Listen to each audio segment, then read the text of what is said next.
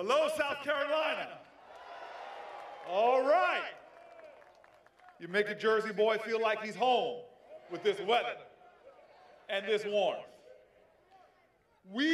Some Newark in the house, I appreciate that. A third of the black folks up in Newark are from South Carolina. I know I'm home. I am honored to be here, but I know that I am not here alone. That we stand together, and we stand on the shoulders of our ancestors. I know I'm here, but I'm not here alone, because we are gathered together in the tradition of our ancestors. We here look around this area, and you see that we are gathered together in the image of our ancestors. We're gathered together because they gathered together in church basements. They gathered together in barn houses. They gather together to march, to sit in, to fight. We are here because we know that when folk are gathered together, we know what the good book says, that whenever 2 or 3 are gathered together, he is in the midst. We are gathered together because we believe in this democracy, and we know in this country the power of the people is always greater than the people in power. We are gathered together because right now, in this moment, what is important is not just to reflect and to remember and to reread the words of Dr. Martin Luther King. What is important is that we apply the ideals of Martin Luther King. We are gathered together in this cold right now because we're dissatisfied. You know, King talked about a spiritual dissatisfaction. He said that let us be dissatisfied until the dark yesterdays of the segregated schools will be transformed into the bright tomorrows of quality integrated education. He said, let us be dissatisfied until men and women, however black they may be, will be judged on the basis of the content of their character, not on the basis of the color of their skin. He called us not to be comfortable, not to get adjusted to injustice. He called upon us to be maladjusted, to be dissatisfied. And we here today on this cold day, we're not just gathered together for a holiday. We remember the reason for this season. We are dissatisfied that we live in a nation where, as my friend says, you get a better justice system if you're rich and guilty than poor and innocent. We are dissatisfied that all over America, thousands and thousands of children find it more easy to find unleaded gasoline than unleaded water. We are dissatisfied that we are giving tax breaks to millionaires and billionaires, but so many working Americans find themselves with more money at the end of their money than money at the end of their month. We are dissatisfied that we live in a nation that finds it easy to take part in dropping million-dollar bombs in places like Yemen, but can't take care of veterans right here at home. We are dissatisfied that we live in a nation that signs all the money it needs for tax breaks and for military expeditions, but can't even pay a public school teacher a living wage. We're dissatisfied that we live in a society that's getting seduced by celebrity and forget that significance is more important than celebrity, that purpose is more important than popularity, that we cannot be a nation that loves power more than it loves people. We are dissatisfied. This is not a time for us to rest in our country. The work is not done. The dream still demands. The call of our country is still loud, and the question is, are we dissatisfied? Well, if we are dissatisfied, our dissatisfaction has to turn into action. We all know what King said. He said we must repent in our day and age, not just for the vitriolic words and violent actions of the bad people, but the appalling silence and inaction of the good people. Now y'all know I'm like you. I sometimes get a little discouraged and frustrated. I'm sometimes sitting at home and get caught up in what I call a state of sedentary agitation. Y'all know what I'm talking about when you're sitting there watching Rachel. And she's getting you all upset, and you feel like somebody should do something about this. But you forget that I am somebody, that I have the power. We cannot be a people that grows complacent in this democracy. We need to know the power of those 10 two-letter words. If it is to be, it is up to me.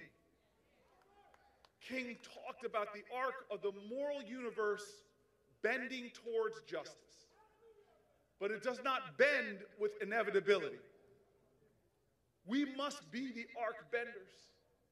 We must remember that King called us to understand that change does not roll in on the wheels of inevitability. It must be carried in on people who stand and carry the burden of justice.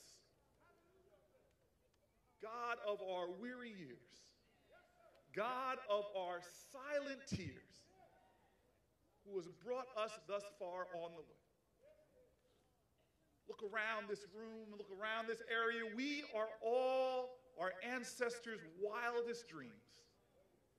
We are the physical manifestations of their struggle and their sacrifice. But I tell you right now, my brothers and sisters, we are still in a nation. We are still in a nation where too many do not experience the greatness of the dream. Frederick Douglass said it right. There's a dream in this land with its back against the wall.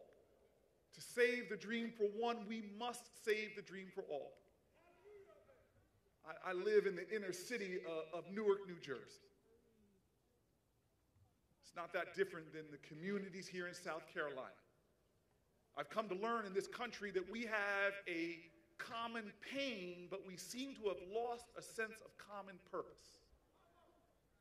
We need each other. We must awaken a more courageous empathy. When I go to my bodega, I see some of my neighbors who work full-time jobs but still need food stamps to make ends meet.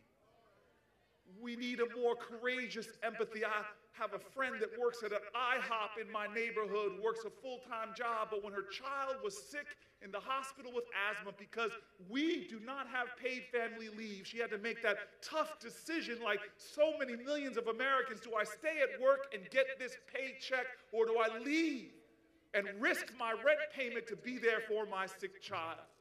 We need a more courageous empathy in this country.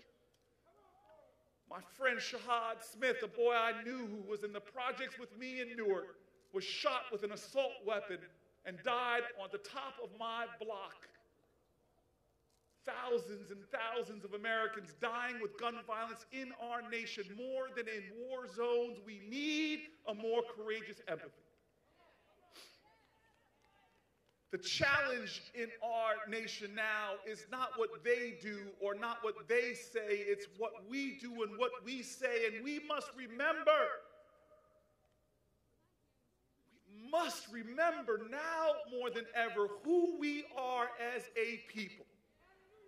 There has been pain and hardship, wretchedness and difficulty, but we are the people that have made a way out of no way. We are the folks that climbed up the rough side of the mountain. We are a people that give testimony to that biblical idea that we can make bricks without straw. But I tell you right now, this is the moment in America where we don't just celebrate King's Holiday, we recommit ourselves to be the agents of change, to be the daring dreamers once again, to be the laborers in our democracy, because that is what we need. Do not be discouraged, because we know that hope is the active conviction that despair will not have the last word. And so on this day, we must understand that we cannot just be about words and say those words, liberty and justice for all. We must be about deeds and every day dedicate ourselves to the work. I want to end with this idea and call upon poets of past. King said we can never let someone pull us so low as to hate them. We need each other in this nation. We need people that are going to put the indivisible back into this one nation under God. We need folks that are going to mend up wounds and bind us back together. We're not going to be measured by how much we hate someone just because they vote differently than us or think differently than us. No, we will be measured by our defiant love and our ability to pull people together and help them to recognize that the lines that divide us are nowhere near as strong as the ties that bind us. And so I ask everyone here, in the words of a great poet, to remember why we're gathered here and to join with me in swearing that oath that Langston Hughes called upon us to swear. When he said those profound words at a time that our nation's truth was still alive, at a time that folk were suffering in this country, suffering that we feel echoing still across this nation. He called upon a nation to believe in its ideals, even though they're yet not made a reality. And this is what he said. He said, "Oh, let America be America again, the land that never has been yet, but yet must be, the land where everyone is free, the poor man, the Indian, the Negro, me. And who made America? Whose sweat and blood, whose faith and pain, whose hand at the foundry, whose plow in the rain, must make our mighty dream live again. Oh, yes, I say it plain. America never was America to me, and yet I swear this oath, America will be.